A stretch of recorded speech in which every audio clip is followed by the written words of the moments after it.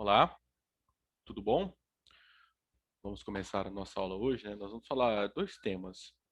Vamos falar um pouco sobre prevenção de distúrbios alimentares e alimento e energia, né? Então, primeiro, o que é prevenção? É cuidado. O que é distúrbio? Um problema alimentar, ou seja, um cuidado para prevenir, para não se ter um problema com, o ingerimento de alimentos, né? Aí, então, nós vamos falar um pouco sobre isso hoje. Vamos lá. Ó, primeira coisa, observe antes de começar a ler. Observe essa imagem aqui. Ó, aqui, essa criança, ela está se olhando no espelho e como ela está se vendo no espelho? Ó, observa, aqui a cintura dela é bem fininha, né? E aqui ela está vendo bem gorda. Por quê? Nós vamos entender daqui a pouco, viu? Então vamos lá, vamos falar essa aqui, ó. Prevenção de distúrbios alimentares. Existem vários tipos de distúrbios nutricionais ou alimentares. Na anorexia, o que é anorexia?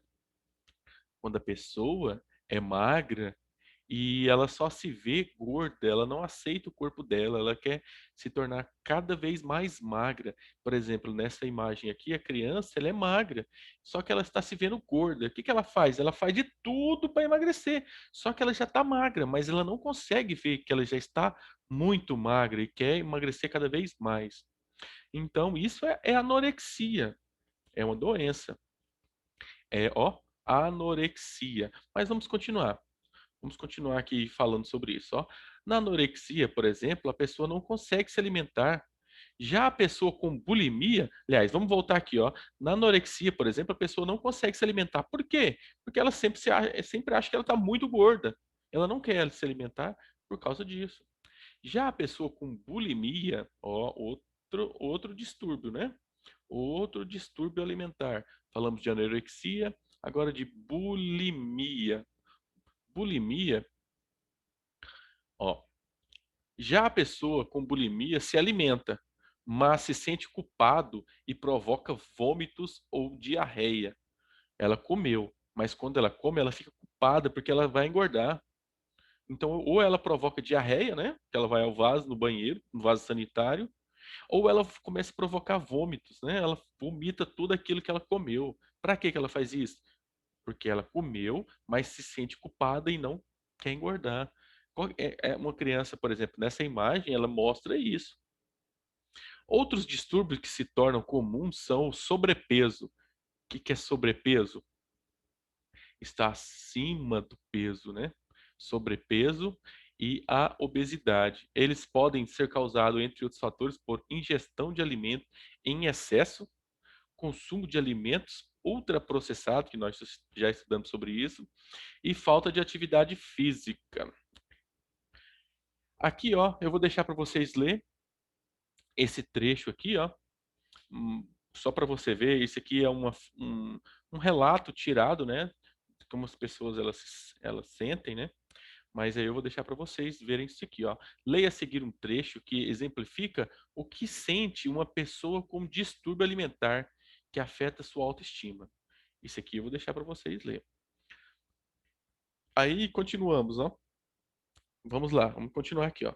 Cultivar alguns hábitos como os que seguem podem ajudar a prevenir transtornos alimentares. Ou seja, aqui são três dicas para vocês seguirem para evitar esses problemas alimentares, esses distúrbios alimentares. Como por exemplo, ó, comer sempre nos mesmos horários, não pular as refeições e dar preferência a lanches saudáveis. Número 2, o segundo conselho: reduzir o consumo de alimentos processados e ultraprocessados.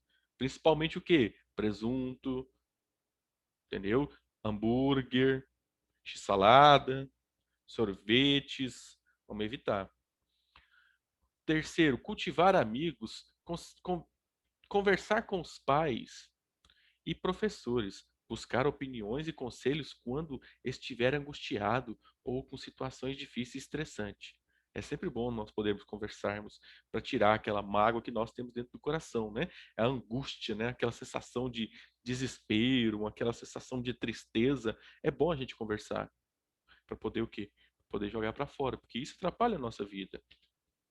Então, ó, a número 4, aí já é para vocês fazerem, perdão, a número 4 é o quarto conselho. Aceitar e valorizar a diferença. Nós não somos iguais, então um é magro, o outro é gordo, um é baixo, o outro é alto. Não tem isso. Então tem que aceitar as diferenças, não é ficar rindo ou criticando a diferença do colega ou de alguém. Isso não é correto.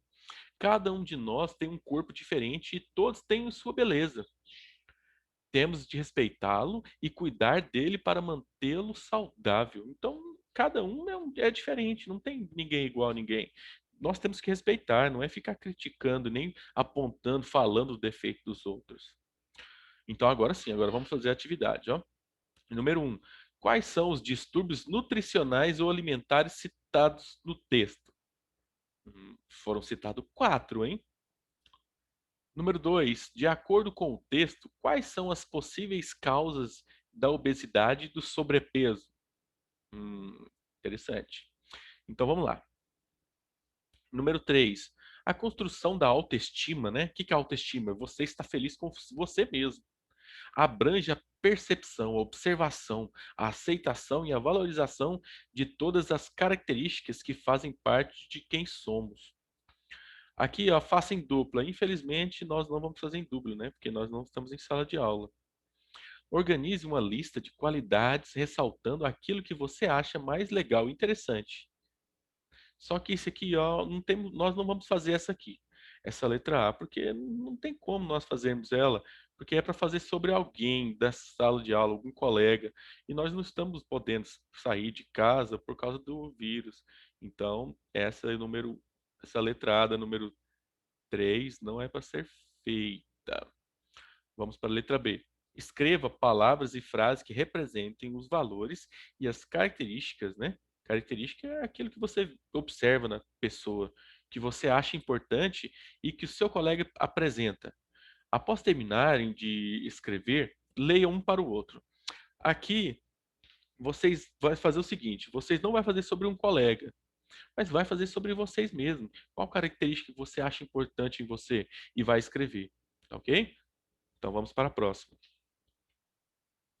Vamos falar aqui um pouco agora sobre alimentação, ó. Vamos mudar um pouquinho, vamos falar, não falar de distúrbio agora, mas de alimentação e energia. Ó, observe bem que alimentação e energia. Todo alimento que nós consumimos, ele vai virar uma energia para o nosso corpo. Quando nós temos alimento demais, consumimos alimento demais, a energia vai se transformar em gordura. Aí vai ficar, aí a pessoa vai ficar com o quê? Como geralmente com barriga, né? Porque a energia vai ficar acumulada no corpo. Então, para que o corpo consiga absorver os nutrientes, os alimentos ingeridos precisam ser reduzidos em partes bem pequenas e transformados em substâncias mais simples. Esse processo é chamado de digestão. O que é a digestão? Você come o alimento, a digestão começa onde? Na boca. Então você coloca o alimento na boca, mastiga muito bem.